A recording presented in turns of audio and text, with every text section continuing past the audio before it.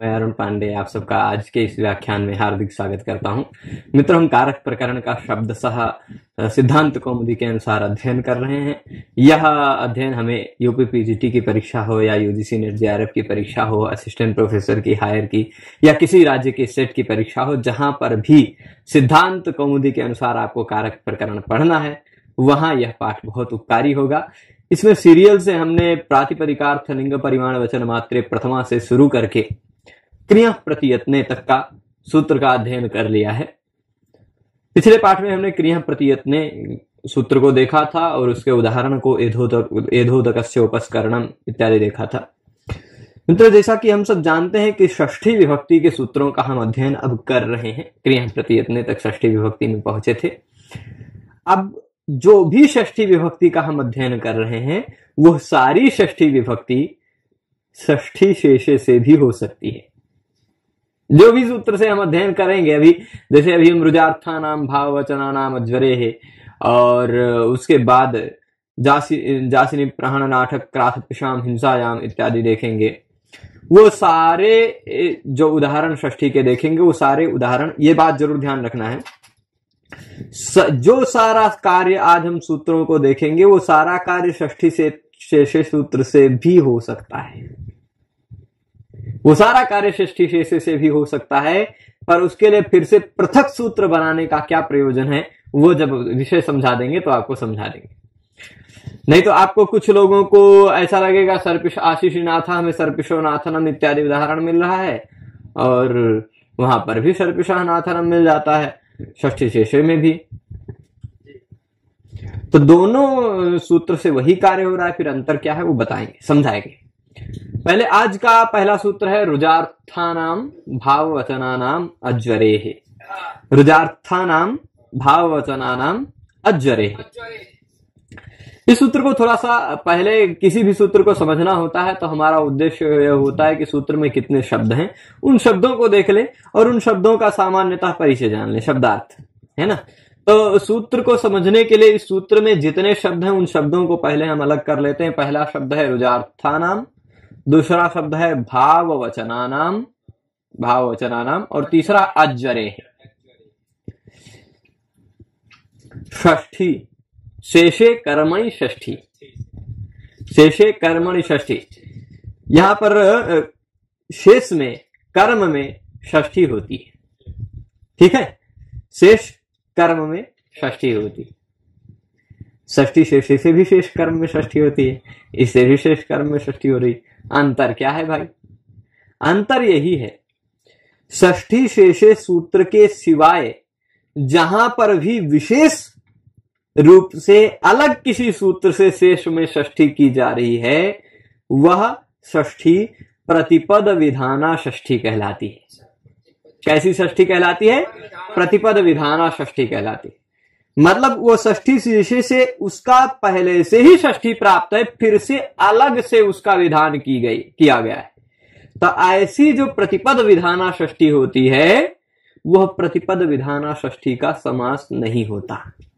प्रतिपद विधाना षष्ठी न समस्यते। अन्य षष्ठी सूत्र से, जो षष्ठी शेषे से जो षष्ठी विभक्ति हुई है, वहां षष्ठी समास हो सकता है।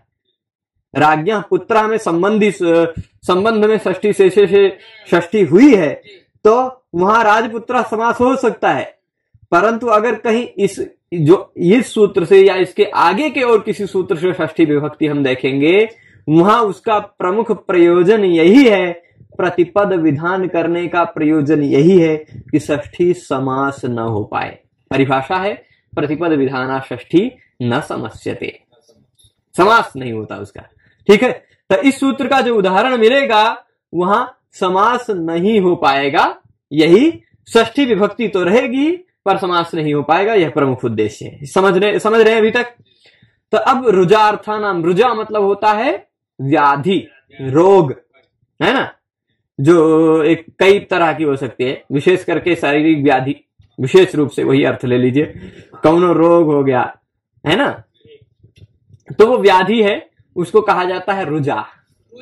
रुजा, ठीक है। रुजा, रोग, रुक, हिंदी में रुक अलग है, संस्कृत में रुक अलग है। हाँ हाँ, रुक, रुक और रुग दोनों रूप बनता है। वाव आने से क होकर रुक भी बनता है, झलाम दशोंते से ग होकर रुग भी बनता है। रुक, रुग, रुजौ, रुजहा।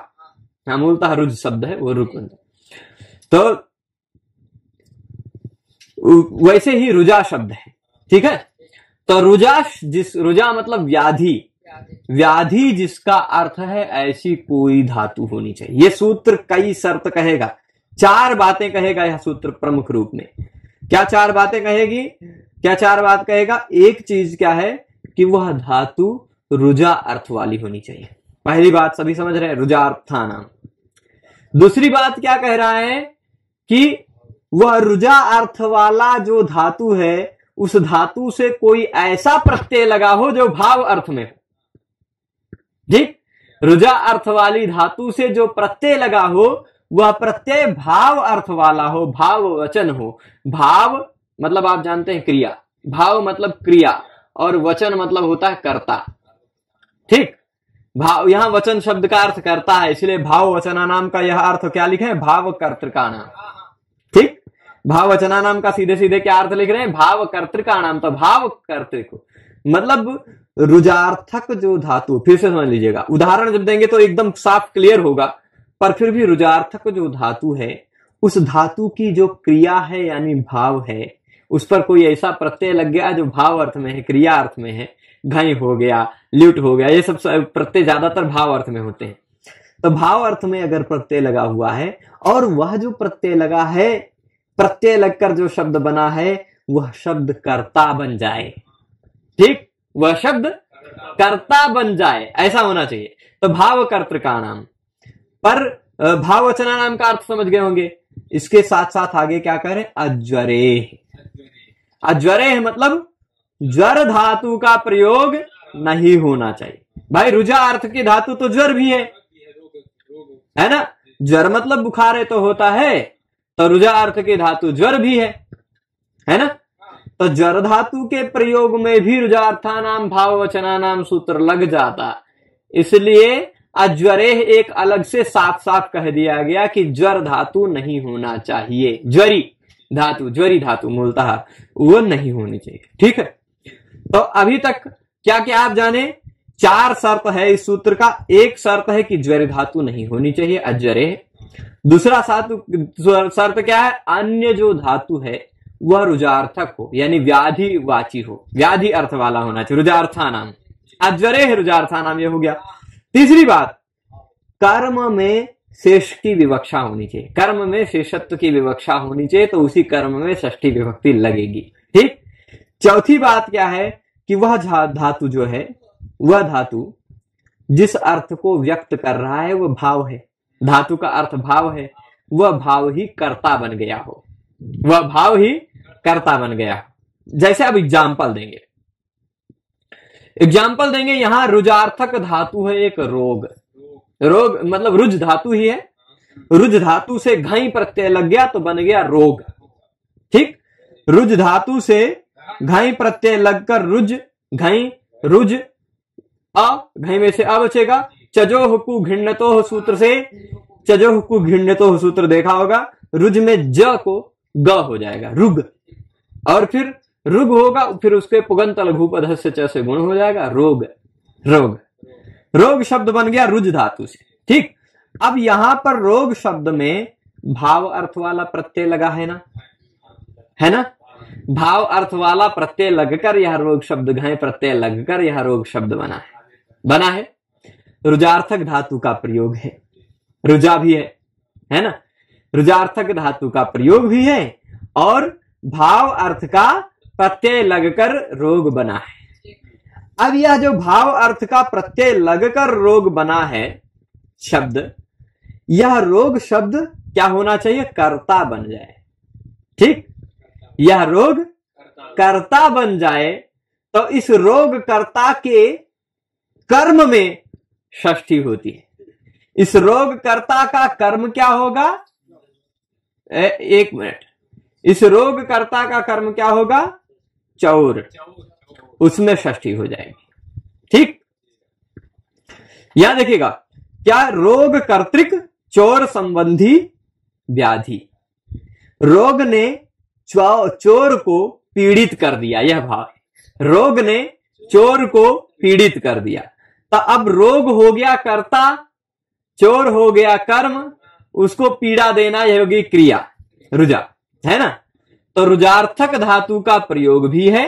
देख लीजिए, रुजा एक है, मान लीजिए रुजार्थक धातु का प्रयोग है। उस रुजार्थक धातु का एक और भी प्रयोग है जो भाव अर्थ में है, भाववाची है। और यह भाववाची है, इस भाववाची का जो कर्म है यह कर्ता बन गया है। भाववाची जो है वह कर्ता बन गया है, क्योंकि रोग पीड़ित कर रहा है चोर को।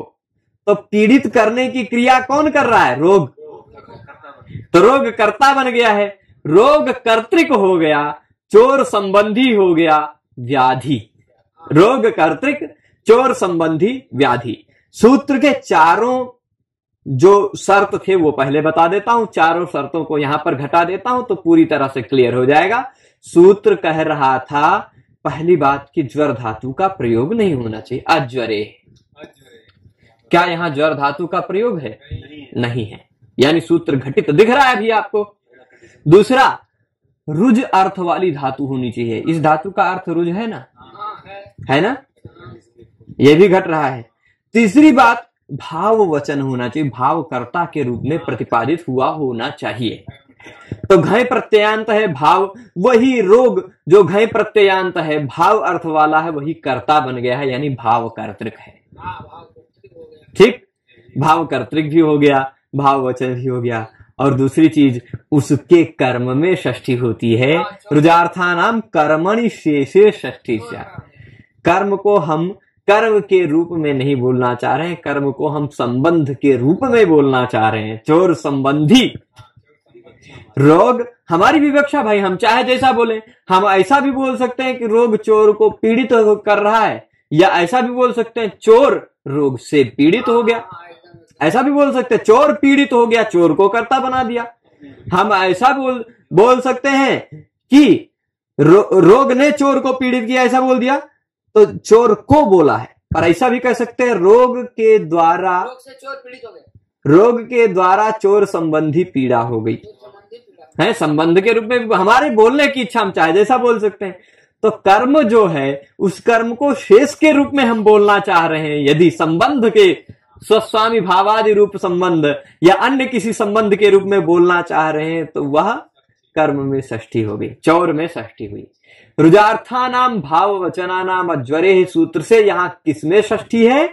रुजार्थक जो भावकर्ता का कर्म है, उस कर्म में षष्ठी इसमें हुई है। अब आप कहेंगे रोगस्य में भी षष्ठी, वो किससे हुई है? तो रोगस्य में जो षष्ठी है वो षष्ठी शेषे से, ठीक, वो षष्ठी शेषे से षष्ठी लगी है। चौरस्य में जो है वह कर्म में शेषे षष्ठी, ठीक। रुजार्थानाम भाव वचनानाम अज्वरे, ठीक है। तो ये दोनों हो जाएगा। अब ये दूसरी चीज क्या कहा था? सूत्र में उक्त हो जाता है कोई बात गलत, या सूत्र में कुछ चीजें छूट जाती हैं, तो उन सब की जो बातें जहां पर चर्चा की जाती हैं वो वार्तिक होती है। उक्तानुक्त दुरुक्तानाम चिंता यत्र प्रवर्तते तम ग्रंथम वार्तिकम प्राहु वार्तिकज्ञा विचक्षणा। तो वह वार्तिक है भाई। पाणिनि बाबा ने खाली कह दिया अज्वरे है। पाणिनि बाबा ने क्या कहा? अज्वरे है, यानी ज्वर धातु नहीं होना चाहिए। पर कात्यायन जी को पता चला, भविष्य में कात्यायन जी को पता चला रिसर्च करके, तो पाणिनि जी ने खाली अज्वरे कहा, यानी ज्वर धातु नहीं होना चाहिए। पर कात्यायन जी ने थोड़ा और ध्यान से देखा तो उसमें संताप धातु भी उनको मिल गया, है ना। कात्यायन जी को मिल गया संताप धातु भी, कि सम उपसर्ग से युक्त तप धातु निजंत हो, तो है ना। तो ऐसा अगर संताप वाला कुछ मिल जाए तब भी नहीं हो पाएगा। तब उन्होंने क्या कह दिया? पाणिनि जी को सजेशन दिया। पाणिनि जी तो तब थे नहीं, तो पाणिनि जी को सुझाव वो दे रहे हैं कि पाणिनि जी आपको ऐसा वाच्यम, ऐसा कहना चाहिए था, ऐसा कहना चाहिए। कैसा कहना चाहिए? आप खाली अज्वरे कह रहे हो, आपको अज्वरी संताप्योह कहना चाहिए था।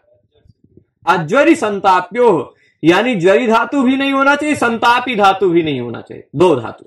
उन्होंने खाली एक कहा था, इन्होंने दो कह दिया। तो यानी जब ज्वर धातु का प्रयोग होगा या संताप धातु का प्रयोग होगा तो षष्ठी कर्म में नहीं होगी। ठीक, तो वहां पर इस रुजार्था नाम भाववचना नाम ज्वरे से षष्ठी ना होकर शेषे षष्ठी से षष्ठी होगी। और शेषे षष्ठी से षष्ठी होने में और रुजार्था नाम भाववचना नाम ज्वरे से षष्ठी होने में अंतर यही है कि शेषे षष्ठी से षष्ठी होगी तो समास हो जाएगा और रुजार्था नाम भाववचना नाम ज्वरे से षष्ठी होगी तो प्रतिपद विधाना षष्ठी न समस्यते, इस परिभाषा के आधार समास नहीं हो पाएगा। तो यहां चौरस्य रोगस्य रुजा में समास नहीं हो पाया। परंतु यदि यही ज्वर धातु होता, जैसे अभी आगे उदाहरण हम आपको दिखा रहे हैं, यदि यही ज्वर धातु होता तो रोगस्य चौर ज्वर, ज्वर ज्वर का प्रयोग है। यहां रोग देखे रुजार्थक धातु का प्रयोग है ज्वर, रोग यह भाव है, भाववचन है, वो कर्तृक है, भाव कर्तृक है ना, और उसका कर्म चोर है ना। कर्म में शेष की विवक्षा नहीं हुई, मतलब उस इससे ज्वर धातु का प्रयोग है, इसलिए इस सूत्र से षष्ठी नहीं हो पाई, है ना। इस सूत्र ने कहा था ज्वर धातु का प्रयोग नहीं होना चाहिए, तो इस धातु से षष्ठी नहीं हो पाई, षष्ठी शेषे से हमें षष्ठी करनी पड़ी। षष्ठी शेषे से षष्ठी होगी तो समास भी हो सकता है। आप यहाँ रोगस्य चौरस्य ज्वरा भी कह सकते हैं और रोगस्य चोर ज्वरा भी कह सकते हैं, मतलब समास भी हो जाएगा। यहाँ समास करके क्यों दिखाया गया? क्योंकि यहाँ पर ये बताना चाह रहे हैं कि यहाँ षष्ठी शेषे से षष्ठी है, इस सूत्र से नहीं। ठीक, और उसी तरह चौर संतापा भी, पाणिनि जी ने खाली जोर कहा था, इन्होंने संताप भी सजेस्ट कर दिया। ठीक, तो ये बात भी समझ गए। ये क्या कह रहे? रोग कर्तृकम, रोग कर्ता बना है यहां भी, और चौर संबंधी है, ज्वर इत्यादि है। यहां क्या था? रोग कर्तृक चौर संबंधी व्याधि रुजा था। बात वही है, दोनों जगह अर्थ वही है, पर पाणिनि जी ने कहा है ज्वर धातु का प्रयोग नहीं होना चाहिए। कात्यायन जी ने कहा कि ज्वर और संताप दोनों का प्रयोग नहीं होना चाहिए।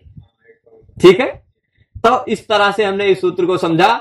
रुजार्थक धातु होना चाहिए, रोग अर्थ वाली कोई धातु हो, ज्वर धातु ना हो, और उस रुजार्थक धातु का जो भाव है वह कर्ता बन गया हो, तो उसके कर्म में शेषत्व की विवक्षा में षष्ठी हो जाती है।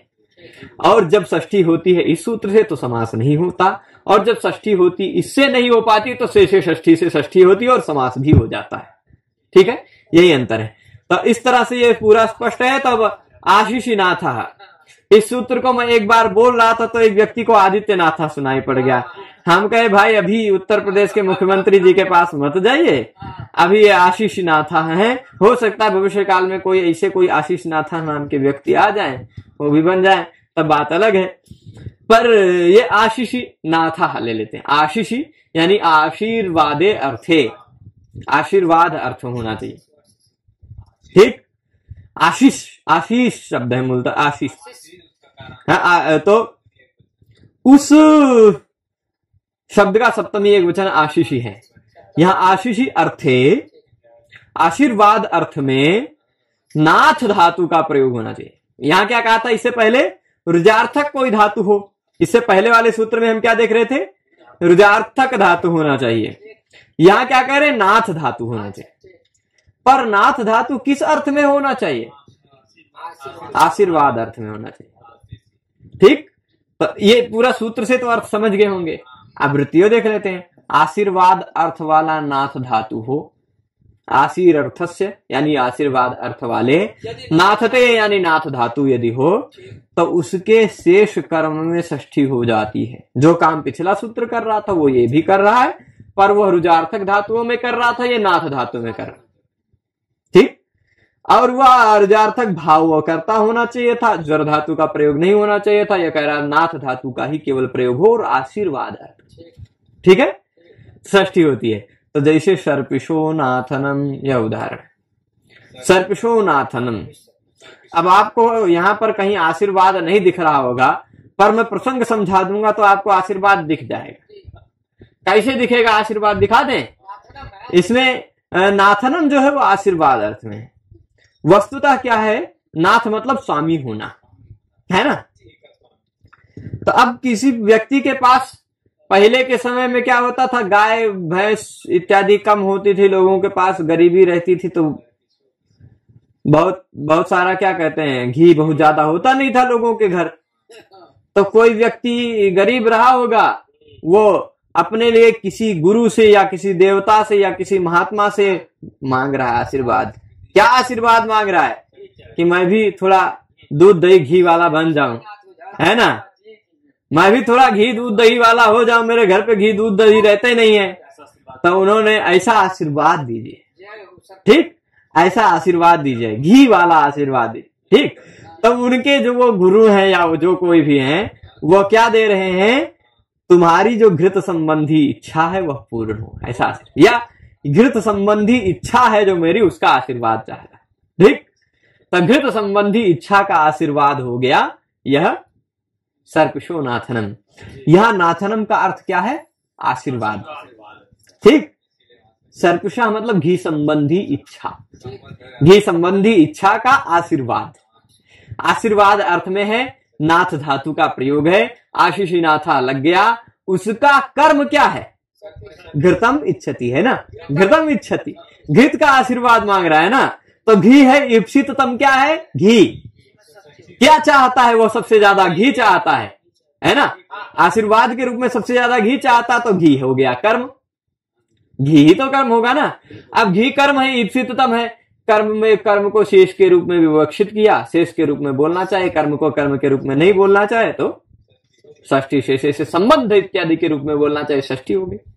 षष्ठी शेषे से अगर षष्ठी होती तो सर्पिश नाथनम समास भी हो सकता था, और इससे आशीषी नाथा से होगा तो समास नहीं हो पाएगा, ठीक। प्रतिपद विधाना षष्ठी न समस्यते, यही एक परिभाषा है। परिभाषा आप अपने पास लिख सकते हैं, क्या है ऐसे, प्रतिपद विधाना, प्रतिपद विधाना षष्ठी। प्रतिपद विधाना मतलब विशेष सूत्र, षष्ठी शेषे के सिवाय विशेष सूत्र से जो अलग संबंध मात्र में षष्ठी होती है षष्ठी शेषे से, पर अलग किसी सूत्र से अलग फिर संबंध अर्थ में फिर से षष्ठी करने के लिए जो सूत्र आए हैं, उन सूत्रों से जो षष्ठी होगी उस षष्ठी का समास नहीं होगा।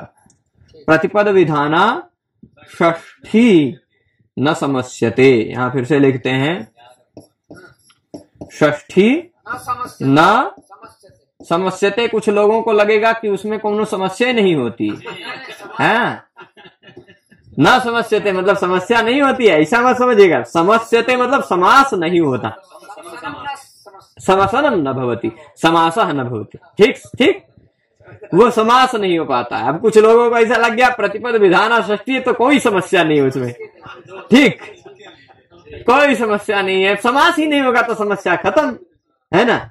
समास होती तो समस्या आ जाती, पता चलता षष्ठी विभक्ति दिखाई नहीं पड़ती, तो समस्या दिख जाते, है ना। तो ये समस्या नहीं होती, मतलब समास नहीं होता है, ठीक। तत्संबंधिनी याच्या। अब देखिए प्रश्न यहां उठा रहे हैं, देखिए वृत्ति में समझिएगा, सूत्र में आशीषी क्यों कह रहे हो भाई, आप आशीषी क्यों कह रहे हो? यदि आशीषी नहीं कहोगे तो क्या दिक्कत आएगी? तो कहेंगे माणवक नाथनम, यहां षष्ठी हुई है, और षष्ठी हुई है, षष्ठी होने के बाद समास हो गया, ये षष्ठी शेषे से षष्ठी है। माणवकस्य नाथनम है, यहां भी षष्ठी है, पर समास दिखा रहे हैं, उसी से पता चल रहा है कि ये इस सूत्र वाली षष्ठी नहीं है, षष्ठी शेषे वाली षष्ठी है, ठीक। षष्ठी शेषे वाली षष्ठी रहेगी तभी समास होगा, नहीं तो नहीं समास। तो माणवक नाथनम का अर्थ क्या होगा? यहाँ आशीर्वाद नहीं है, यहाँ बालक संबंधी याचना, ठीक, बालक संबंधी याचना, बालक मांग रहा है, आशीर्वाद नहीं मांग रहा है, बालक मांग रहा है, ठीक, बालक संबंधी याचना हो गया। यहाँ आशीर्वाद नहीं है, याचना है, ठीक। तत्संबंधी याच्या इत्यर्थ, याच्या, याच्या मूलतः याचना शब्द भी बनता है, याच्या शब्द भी बनता है। यज याच, याच्या मोघा वरम अधिगुणे नाथमे लब्ध कामा, यज याज विच प्रक्षि रक्षो नंग, ऐसे करके सूत्र है, नंग प्रत्यय हो जाता है, हाँ ठीक। याच धातु से नंग प्रत्यय होता है, नंग के ना को चुनास्तोस चुनास्तु से नंग को ना को यहां हो जाता है, ठीक। याच्या, यज्ञ, यज्ञ भी उसी का उदाहरण है, यत्न भी उसी का उदाहरण है, विष्ण, प्रश्न, ये सारे नंग प्रत्यय के उदाहरण है। ठीक है, तो ये चल जाएगा। पूरा समझ गए कि आशीर्वाद अर्थ का होना चाहिए, नाथ धातु होना चाहिए, उसके शेष कर्म में षष्ठी होती है। सर्पिषः नाथनम, यह उदाहरण किसका है पूछा जाए तो आप कहेंगे आशीषीनाथा का। अगर सर्पिषः नाथनम में आशीषीनाथा सूत्र ना रहे विकल्प में तो आप षष्ठी शेषे भी लगा सकते हो, क्योंकि षष्ठी शेषे से भी यही उदाहरण बनता है। पर षष्ठी शेषे से जब यह उदाहरण बनेगा तो समास भी हो सकेगा, इस सूत्र से यह उदाहरण बनेगा तो समास नहीं हो सकेगा, यही इतना अंतर है। ठीक है, आशीषित किम, तो मानवक नाथनम, यह आशीर्वाद अर्थ में तो मानवक संबंधी याचना है, प्रार्थना है, मांग रहे हैं, इसलिए यहाँ आशीर्वाद अर्थ नहीं है, इसलिए इससे षष्ठी नहीं हुई, और इससे षष्ठी नहीं हुई तो समास की संभावना बनी रहती, इसलिए समासकार के दिखाया है उदाहरण में, है ना। तत्संबंधिनी याचा इत्यर्थ, मतलब मानवक संबंधिनी याचना। ठीक है, आगे चलते हैं, अगले सूत्र में चले। बहुत बड़ा सा सूत्र है, कुछ लोगों को बहुत खतरनाक लग रहा होगा कि ये सब क्या कह रहे हैं, कुछ समझ में नहीं आ रहा है। पर जासी निप्रहण नाटक क्राथ पिशाम हिंसायाम, ये बड़ा सा सूत्र जो बना दिया, बड़ा सा कुछ नहीं है, खाली लिस्ट दे दी है। ये सूत्र में क्या दे दी है, लिस्ट। जैसे आप सब घर से बाहर निकलते हैं तो फिर बाहर निकलते समय आपको लिस्ट मिल जाती कि ये सामान लेके आना, वैसे पाणिनि जी भी लिस्ट बना के दे दिए कि ये धातु होगा तभी षष्ठी करना है। ठीक, सीधे लिस्ट दे दिया है। कौन कौन सी धातु का लिस्ट दिया है देख लीजिए। जासी धातु, नि उपसर्ग और प्रा उपसर्ग से युक्त हन धातु, निप्रहण, निप्रहण मतलब नि उपसर्ग से या प्रा उपसर्ग से युक्त हन धातु। अब नि और प्रा दोनों एक सथवे हो, या प्रा और नि उल्टा पलटा हो, या खाली प्रा हो या खाली नि हो तो भी चलेगा। अभी आगे आएगा, देख लीजिए यहाँ पर क्या है, निप्रौ, नि और प्रा जो दोनों हो वो संहत हो, एक साथ हो, विपर्यस्त हो मतलब विपरीत रूप में हो, या व्यस्त भी हो, अलग अलग भी हो।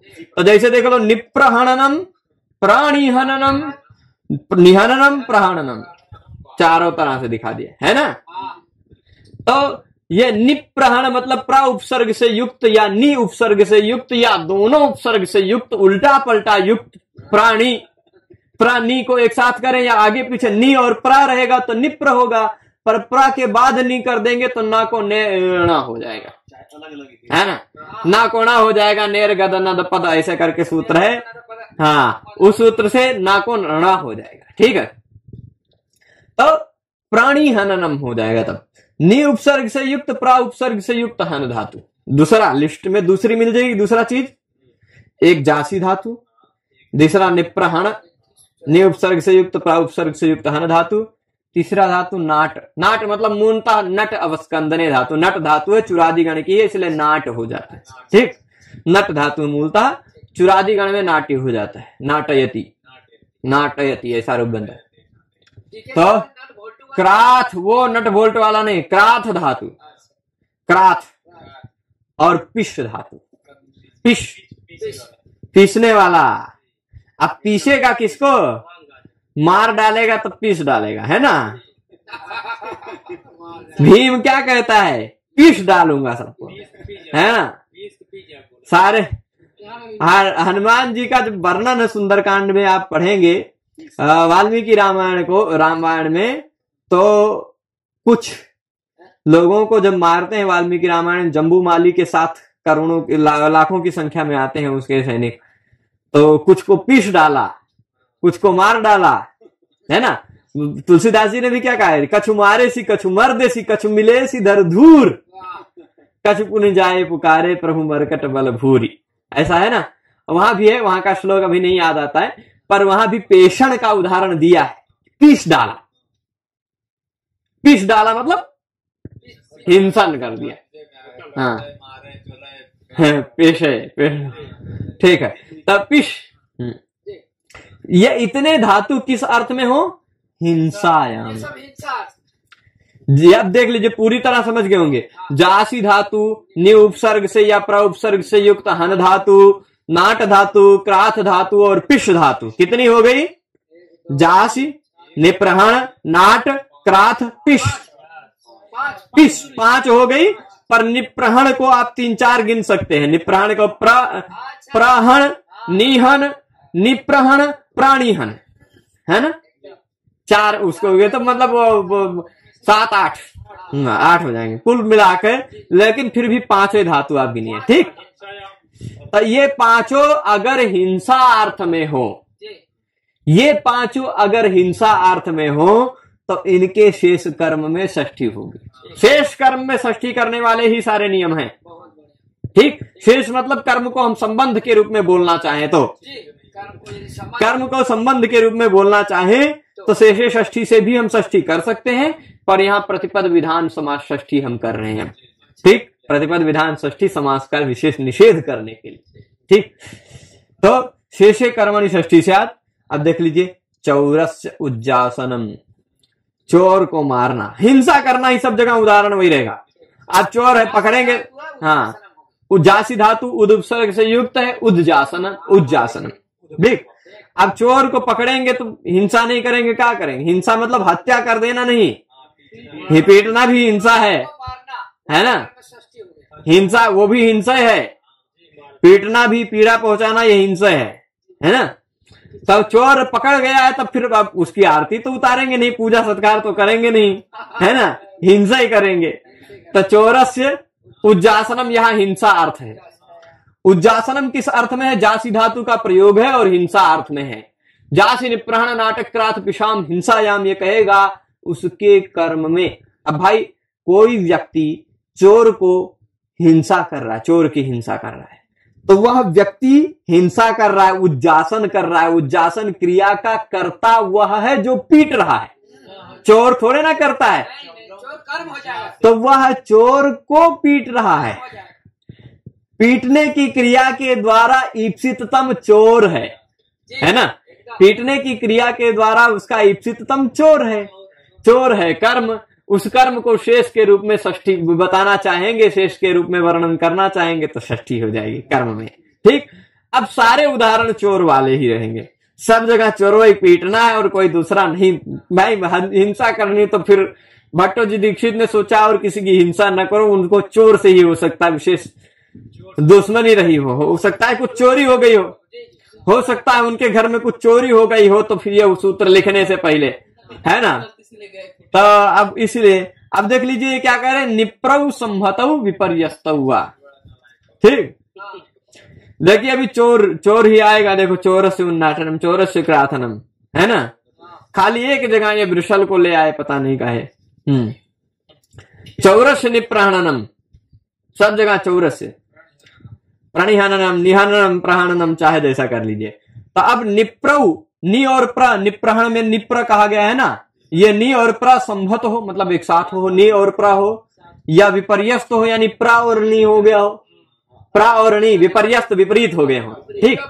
विपर्यस्त मतलब विपरीत हो गया, प्राणी हो गया अथवा व्यस्त हो गया, अलग अलग हो, खाली प्र अलग हो, नि अलग हो, ठीक।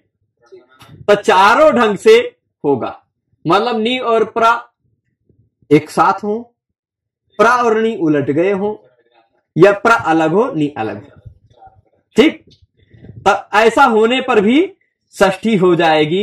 हिंसा अर्थ होनी चाहिए, हिंसा अर्थ होना चाहिए, ठीक। तो चोरस्य निप्रहणनम, निप्र रहेगा तो हन धातु के ना को भी ना हो जाएगा, और फिर उसके बाद प्राणी हननम, प्राणी हननम, ये नी उपसर्ग है, नी के ना कोणा हो गया निर्गत वाले सूत्र से। तो अब यहां ना का व्यवधान होने के कारण इस ना कोणा नहीं हो पाएगा, क्योंकि ना तो यणा कवर्ग में है, ना पवर्ग में है, ना अट में है, ना आंग है, ना नुम है, ठीक। इसलिए इसको बाद वाले को ना नहीं हो पाया, ठीक। यहां पे था, यहां बीच में प्रा के बाद फिर से दोबारा ना नहीं आ रहा है, तो इस ना को ना हो गया, हन धातु के ना को, है ना। यहां पे जो व्यवधान है, प्रा में रा के बाद हा है, आ है, आ हा आ, ये अट का अट में ही आ जाते हैं सब कुछ, है ना।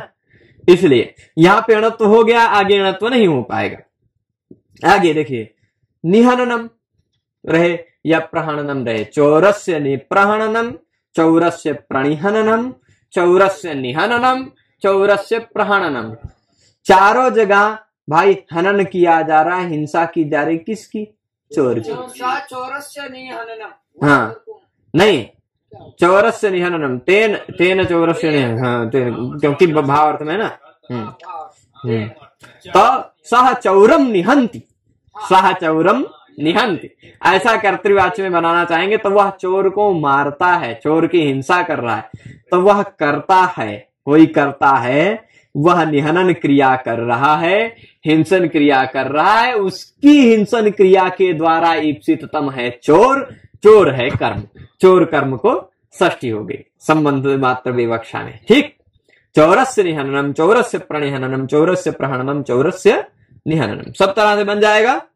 आगे अब नट धातु जो है, नट अवस्कंदने चुरादिगण की धातु है, चुरादिगण की धातु है, इसलिए णिच होगी, णिच होगी तो अत उपधाया से नट की उपधा आ है उसकी वृद्धि होगी, नाट हो जाएगी। हिंसा, हिंसा ही अर्थ होना चाहिए, अब चाहे जिस अर्थ में हो, हिंसा अर्थ बस।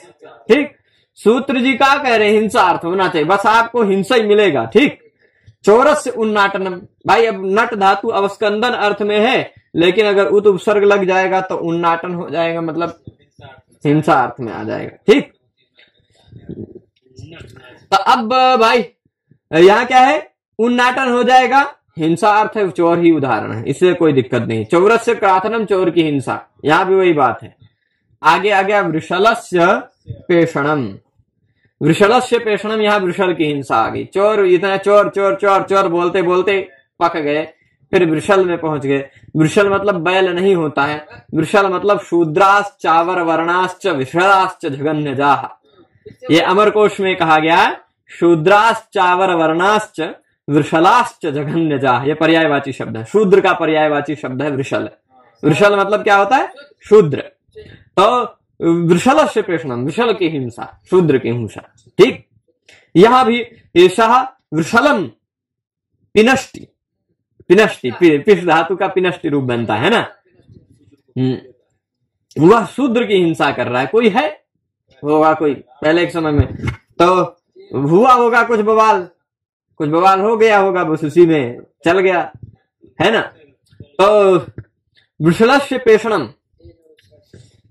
तो अब यहां पर क्या है, वृषल है जो कर्म है, हिंसन क्रिया का कर्म होने के कारण उसमें षष्ठी हो गई सिर्फ। ठीक, अब प्रश्न कर रहे हैं कि भाई ये धातु इतना हो तो षष्ठी होती है, पर हिंसार्थ होना चाहिए तभी होगा, हिंसार्थ नहीं है तो धानापेषणम में देख लो, षष्ठी तो है पर से षष्ठी से, इससे नहीं है, प्रतिपद विधान नहीं। ठीक है, धाना का यहाँ पेषण हो रहा है भाई, अब धाना का धाना पेषणम मतलब जानते हैं, धाना पेषणम मतलब जान रहे हैं, धाना मतलब होता है व्रीहि एक प्रकार का। यहां पर देख लेते हैं क्या दिया है, धाना पेषणम, वृषलस्य पेषणम, हिंसा अर्थ होना चाहिए। हाँ, भुने हुए धान्य, भुना हुआ धान भूजा जाता है, उसको भुने हुए के बाद उसका पीसा जाता है।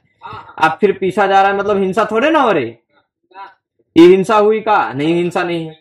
ठीक, हाँ, तो हिंसा नहीं, इसलिए फिर नहीं हो पाएगी। ठीक, हिंसा अर्थ होगी तभी इससे जासिनी प्रहण नाटक क्राथ विषाम हिंसायाम से षष्ठी होगी। अब इसके बाद इसी तरह के भावार्थ का षष्ठी का 3 सूत्र और बचा है, जिसमें तीनों सूत्रों में एक तरह का भावार्थ है, एक जैसे संबद्ध है, तो इसको भी देख ही लेते हैं। 3 सूत्र हैं, व्यवहृपणोः समर्थयोः, दिवस तदर्थस्य और विभाषोपसर्गे। ये 3 सूत्र हैं, तीनों सूत्र एक जैसा काम करते हैं, एक दूसरे के पूरक, एक साथ आप समझ सकते हैं। तो इसलिए इन तीनों सूत्रों को समझ के फिर इस व्याख्यान को समाप्त करेंगे। तो सबसे पहला व्यवहृपणोः समर्थयोः, यहां 2 टुकड़ा कीजिएगा, व्यवहृ द्विवचन है ना, व्यवहृपणोः में, यानी 2 चीज को कहा जा रहा है, कोई 2 चीज कहा जा रहा है। 2 चीज क्या है, एक है व्यवहृ और एक ही पण।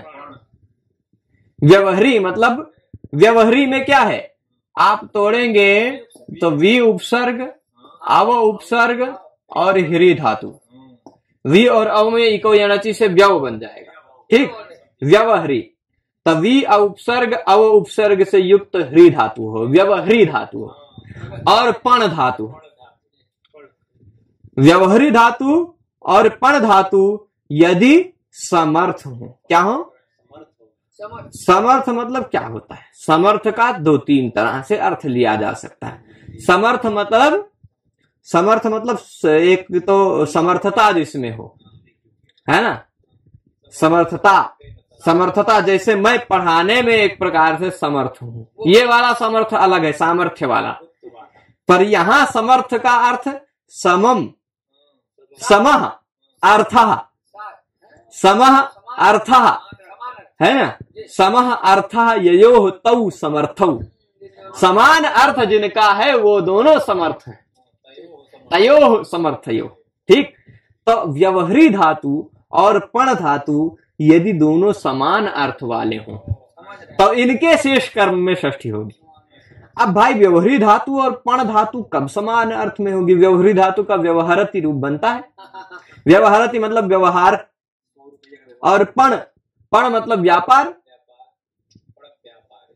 तब भाई व्यवहार का न्यायालय में देखना वो भी व्यवहार है। याज्ञवल्क्य स्मृति में आप पढ़ेंगे व्यवहाराध्याय, है ना, वो भी व्यवहार के बहुत प्रकार होते हैं। हम सबसे आपस में बातचीत कर रहे हैं, ये भी एक व्यवहार है।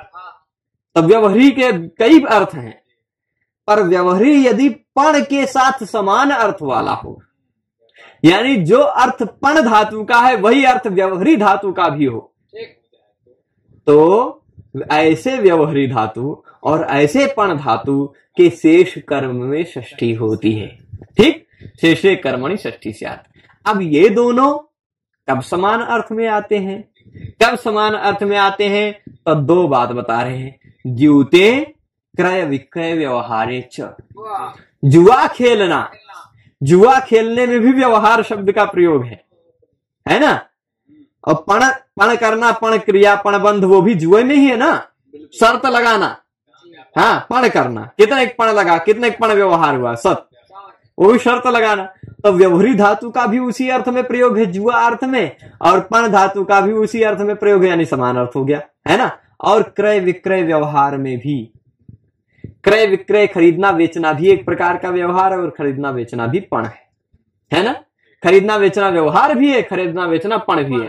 तो ये दो अर्थ ऐसे हैं जिन दो अर्थों में व्यवहारी धातु भी और पण धातु भी समर्थ हैं। समर्थ है मतलब समान अर्थ वाले, है ना। तो ऐसे अर्थ में आने पर अनयोः, देखिए अनयोः व्यवहारिपणोः, मतलब व्यवहारिपणोः तुल्यार्थता कुत्र अस्ति? तुल्यार्थता मतलब समान अर्थता है। समान अर्थता है कब? इन्हीं दो अर्थों में, जुआ अर्थ में या क्रय विक्रय व्यवहार में, क्रय विक्रय व्यवहार अर्थ में। तो अब इन दोनों अर्थों में यदि ये दोनों धातु हों, व्यवहारी धातु और पण धातु, तो उनके शेष कर्म में षष्ठी होती, यह भाव हुआ। ठीक है, तो समर्थयो हो, ये यहां अभी देखिए, शतस्य व्यवहारणम, व्यवहारणम है, व्यवहारणम मतलब 100 रुपए एक शर्त लगा के जुआ खेलना, अथवा 100 रुपए कुछ खरीदना बेचना, दोनों अर्थ लिया जा सकता है ना।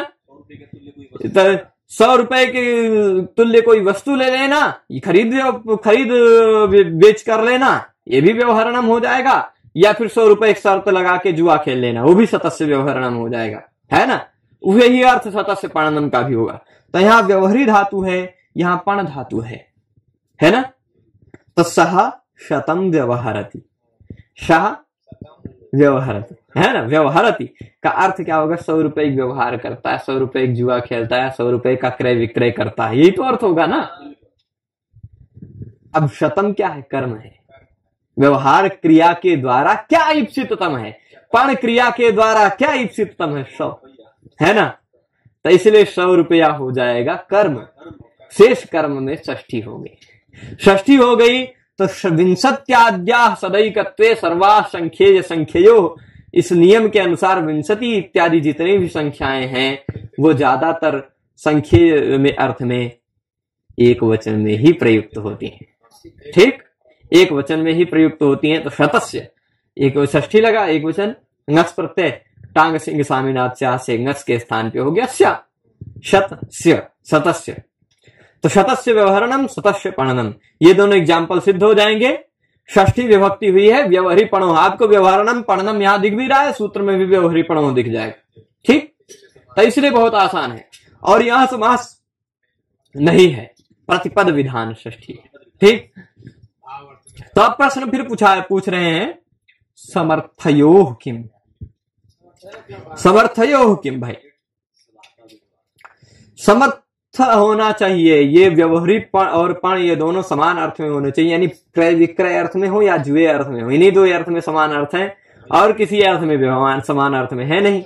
तो और किसी अर्थ में अगर होंगे व्यवहारिक धातु या पण धातु, तो फिर षष्ठी इस सूत्र से नहीं होगी, तो षष्ठी से आपको षष्ठी करनी पड़ेगी। संबंध मात्र की विवक्षा में तो किसी तरह जबरदस्ती आप षष्ठी कर ही सकते हैं आप षष्ठी, पर यह सूत्रवा से नहीं होगा, है ना। प्रतिपद विधान षष्ठी किस अर्थ में होगा? यदि व्यवहारिक धातु और पण धातु समर्थ हो तो ही हो। समर्थ नहीं है तो एग्जाम्पल मिल गया शलाका व्यवहारा। शलाका व्यवहारा मतलब शलाकाएं हैं उनको गिना जा रहा है, गणना इत्यर्थ। शलाका मतलब माचिस है, माचिस जानते हैं, माचिस में तीलियां होती हैं, अब उसकी गणना गिन रहे हैं कितनी है। ठीक, शलाका व्यवहार उसको कहा जा सकता है, तो शलाका का गणना हो गया। यहां ना तो जुआ है ना क्रय विक्रय है, तो क्रय विक्रय व्यवहार नहीं है ना जुआ है, इसलिए तुल्यार्थ नहीं है, उस अर्थ वाला नहीं है, समर्थ नहीं है, इसलिए इस सूत्र से षष्ठी नहीं हुई, शेषे षष्ठी से षष्ठी हुई, प्रतिपद विधाना षष्ठी नहीं हो पाई, इसलिए समास हो गया। ठीक है, पूरी तरह क्लियर है। उसी तरह ब्राह्मण पणनम, या पण धातु का देख लीजिए अर्थ होता है स्तुति, क्रय विक्रय अर्थ नहीं है, जुआ अर्थ नहीं है, ब्राह्मण पणनम ब्राह्मण की स्तुति, ब्राह्मण की प्रशंसा, तो यह अर्थ है, यहां समर्थ नहीं है, इस कारण षष्ठी इस सूत्र से नहीं हुई, षष्ठी से षष्ठी हुई और समास भी हो गया। ठीक, ब्राह्मणस्य पणनम ब्राह्मण पणनम। ठीक है, तो भाई जो भी षष्ठी इन सूत्रों से हो रही, जो हम आज सूत्र देख रहे हैं, वो सारी षष्ठी शेषे से भी हो सकती है, परंतु इन सभी सूत्रों से जब षष्ठी होगी तो समास नहीं हो पाएगा, और षष्ठी शेषे से जब षष्ठी होगी तो समास हो जाएगा। यही इतना अंतर है। ठीक है, तो अब चलेगा, आगे चलते हैं। स्तुति इत्यर्थ, ये साफ साफ स्तुति है, ऐसा अर्थ ये भी क्लियर दे रहे हैं। अब इसी सूत्र से संबद्ध एक सूत्र और है दिवस तदर्थस्य, और इस सूत्र का पूरक एक सूत्र आएगा अगला, विभाषोपसर्गे, बस समाप्त हो जाएगा। दिवस तदर्थस्य क्या कहता है? तदर्थस्य मतलब उसी अर्थ में। कौन से अर्थ में भाई? नंबर देखिएगा, ये 58 है, इसके बाद वाला 59 है, विभाषोपसर्गे आएगा, देख लीजिए 59 है, 2 3 59, और इससे पहले वाला 57 था, यानी तीनों एक साथ के सूत्र है ना। पाणिनि जी आसपास में ही कह रहे, मतलब एक का जैसी बात। तो पहले का है समर्थ में, समान अर्थ में हो, कौन? व्यवहारी और पण। तो किस अर्थ में समान अर्थ में होते हैं भाई? क्रय विक्रय और जुआ, है ना। क्रय विक्रय और द्यूत क्रीड़ा, इसी अर्थ में ये दोनों समान अर्थ में होते हैं। ठीक, पर अब तदर्थस्य दिवः, तदर्थस्य दिवः कह रहे हैं कि दिव धातु भी यदि उसी अर्थ में हो, उसी अर्थ में मतलब किस अर्थ में? क्रय विक्रय अर्थ और द्यूत अर्थ में। द्यू धातु के भी बहुत सारे अर्थ हैं, है ना। द्यू क्रीड़ा, विजिगीषा, स्वप्न, द्युति, कांति, व्यवहार इत्यादि बहुत सारे अर्थ हैं, है ना। तो द्यू धातु के भी व्यवहार अर्थ है, द्यू धातु का भी क्रीड़ा अर्थ है। द्यूत क्रीड़ा, द्यूत द्यू धातु से ही बना है, द्यूत शब्द वही द्यू धातु से बना है ना। तो अब द्यू धातु भी यदि उसी अर्थ में हो, यानी क्रय विक्रय व्यवहार या द्यूत अर्थ में हो, तो ऐसी द्यू धातु के भी शेष कर्म में षष्ठी हो जाती है। ठीक, तो उदाहरण दे रहे हैं, शतस्य दीव्यति, वहां शतस्य पणनम था, शतस्य व्यवहरणम था, यहाँ शतस्य दीव्यति हो। द्यू धातु है, उसी अर्थ में है, उसी अर्थ में मतलब 100 रुपए जुआ खेलता है, 100 रुपए का क्रय विक्रय कर रहा है ना, व्यवहार करता है, चल जाएगा। अब फिर ये देख लीजिए, हाँ, यहाँ शतस्य दिव्यति, शतस्य दिव्यति हो जाएगा ना। शतस्य में यहां भी षष्ठी हो गई, एक वचन होगा षष्ठी का, एक वचन नहीं होगा। देख लीजिए, द्यूताद्यर्थस्य, क्या बता रहे हैं? द्यूताद्यर्थ, जो अर्थ वही द्यूते क्रय विक्रय व्यवहारे च कहा ना, उस अर्थ क्रय विक्रय रूप व्यवहारार्थस्य च दिवः कर्मणि षष्ठी स्यात्, उसके कर्म में द्यू धातु के कर्म षष्ठी। तो दिव्यति, दिव्यति है ना। अब दिव्यति मतलब खेलता है, अब उसका कर्म क्या है? 100 रुपए खेलता है, 100 रुपए से खेलता है, 100 रुपए व्यवहार करता है, ईप्सितम है ना, तो शतम दिव्यति हो जाता है ना। तो वो शतम जो कर्म था उसमें षष्ठी हो गई, शतस्य दिव्यति। ठीक। तदर्थस्य किम, प्रश्न पूछ रहे हैं तदर्थस्य क्यों कह दिया, खाली दिवह कह देते, दिवह कर्म। तो भाई द्यू धातु के और बहुत सारे अर्थ हैं, खाली तदर्थस्य कह देने से क्या पता चला, क्रय विक्रय या जुआ यही अर्थ होगा तभी षष्ठी होगी। इसके सिवाय द्यू धातु के और स्तुति है, मोद है, कांति है, और भी बहुत सारे अर्थ हैं, तो वहां नहीं होगी। तो जैसे ब्राह्मणम दिव्यति, ब्राह्मणम दिव्यति ब्राह्मण की स्तुति करता है, ब्राह्मण की स्तुति करता है, यहां स्तुति अर्थ है, यह द्यूत या क्रय विक्रय व्यवहार अर्थ नहीं है। तो दिवस तदर्थ से नहीं लग पाएगा, तदर्थ मतलब द्यूत या क्रय विक्रय व्यवहार वाला अर्थ होने पर ही षष्ठी होगी, यहां स्तुति वाला अर्थ है इसलिए षष्ठी नहीं हो पाई। तो ब्राह्मणम दिव्यति ब्राह्मणी ब्राह्मणम स्तौति इत्यर्थ, स्तौति इत्यर्थ, स्तौति इत्यर्थ साफ साफ कह दे रहे हैं। ठीक है, पूरी तरह स्पष्ट है। इसी सूत्र का पूरक अगला सूत्र है जो समझ ले, विभाषोपसर्गे। विभाषोपसर्गे कहता है कि दिवस तदर्थस्य के तुरंत बाद है, यानी दिवह तदर्थस्य उपसर्गे विभाषा, ये पूरा सूत्र हो गया। दिवह तदर्थस्य उपसर्गे विभाषा शेषे कर्मणि षष्ठी, ये पूरा भावार्थ निकल के आएगा। भाई दिवस तदर्थस्य इसके तुरंत पहले सूत्र था, ये कह रहा दिवह उपसर्गे विभाषा, दिव धातु के पहले कोनो उपसर्ग लगा हो, दिव धातु के पहले कोई उपसर्ग लगा हो और दिव धातु का वही वाला अर्थ हो, द्यूत क्रय विक्रय वाला, तो दिव धातु के कर्म में विभाषा यानी नहीं भी होगी और होगी भी, नवेति विभाषा। तो षष्ठी भी होगी और षष्ठी नहीं भी होगी, विकल्प से होगी, विभाषा मतलब विकल्प है ना। तो पूर्व योगापवाद, पूर्व जो सूत्र, योग मतलब व्याकरण शास्त्र में योग मतलब व्यायाम नहीं, आसन नहीं, प्राणायाम नहीं, योग मतलब सूत्र। ठीक है, योग मतलब सूत्र, योग विभाग मतलब सूत्र विभाग। ठीक है, तो पूर्व योगापवाद मतलब पूर्व सूत्र का यह अपवाद है। पूर्व सूत्र क्या कह रहा था कि भाई दिव धातु यदि उस अर्थ में हो, द्यूत क्रय विक्रय इत्यादि व्यवहार अर्थ में, तो उसके कर्म में शेष की विवक्षा में षष्ठी होती है।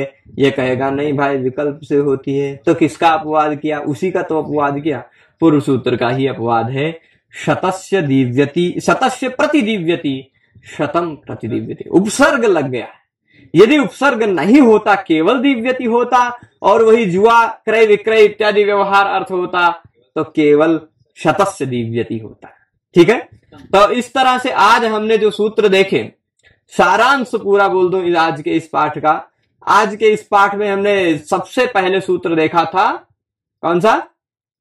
सबसे पहला हमारा आज का सूत्र था रुजार्थानाम भाववचनानाम अज्जरे, रोग अर्थ वाली कोई धातु होनी चाहिए। फिर से जल्दी जल्दी बता देते हैं, रोग अर्थ वाली कोई धातु हो और उस रोग अर्थ वाली धातु जर धातु ना हो और उसका जो भाव यानी क्रिया हो वही कर्ता बन गया हो, जर धातु का प्रयोग ना हो, तो उसके कर्म में शेष की विवक्षा में षष्ठी हो जाती है। चोरस्य रोगस्य रुजाया उदाहरण हमने देखा था। वार्तिककार ने कह दिया था अज्वरी संताप्यो रीति वक्तव्यम या अज्वरी संताप्यो रीति वाच्यम। खाली पाणिनि जी आप जो अज्वरे कह रहे हो उसके जगह पे अज्वरी संताप्यो कह देना चाहिए, संताप धातु को भी प्रयोग कर देना था। यानी संताप रहेगा या ज्वर रहेगा तो षष्ठी इससे नहीं होगी। रोगस्य चौर ज्वर, रोगस्य चौर संताप, ये उदाहरण दिया। षष्ठी इससे नहीं हो पाई, षष्ठी शेषे से करना पड़ा और उसी कारण समास हो गया, है ना। फिर आशीषिनाथा देखा था, आशीर्वाद अर्थ में यदि नाथ धातु का प्रयोग हुआ हो तो उसके कर्म में शेष में षष्ठी होती है। आशीर्वाद अर्थ में होना चाहिए, आशीर्वाद अर्थ में नहीं होगा। आशीषो क्या है? सर्पिशो नाथनम, यानी घृत संबंधी, घृत का स्वामी बनूं, घृत संबंधी इच्छा का आशीर्वाद है ना। घृत संबंधिनी इच्छा का आशीर्वाद है कि मैं भी घी दूध दही घी वाला हो जाऊं, है ना। तो ऐसा आशीर्वाद मांगा, बहुत विचित्र आशीर्वाद है ना। धनस्य नाथनम कह देते भाई, आजकल किसी को घी की जरूरत नहीं है, धन हो तो घी मिल जाएगा, है ना। धनस्य नाथनम आप उदाहरण खुद से बना सकते हैं ना। या किसी के पास नौकरी नहीं है, व्यवसाय नहीं है, तब व्यवसाय से नाथनम, आशीर्वाद व्यवसाय का मांग सकते हैं, है ना। तो अब चल जाएगा। आशीषित किम आशीर्वाद अर्थ होना होगा तभी ये षष्ठी होगी। आशीर्वाद अर्थ नहीं था तो माणवकनाथनम ये इच्छा था, याचना था, याचना अर्थ था, इसलिए नहीं हुआ। फिर जासी निप्रहण नाटक क्राथ पिशाम हिंसायाम, हमने देखा जासी धातु निप्र उपसर्ग से युक्त हन धातु नाट धातु क्राथ धातु पिश धातु के योग में उसके शेष कर्म में षष्ठी होती है, हिंसा अर्थ यदि हो तो ही। हमने बहुत सारे चोर को और विशल की हिंसा वाले अर्थ उदाहरण देखे। ठीक, यही धातु प्रयोग होगा।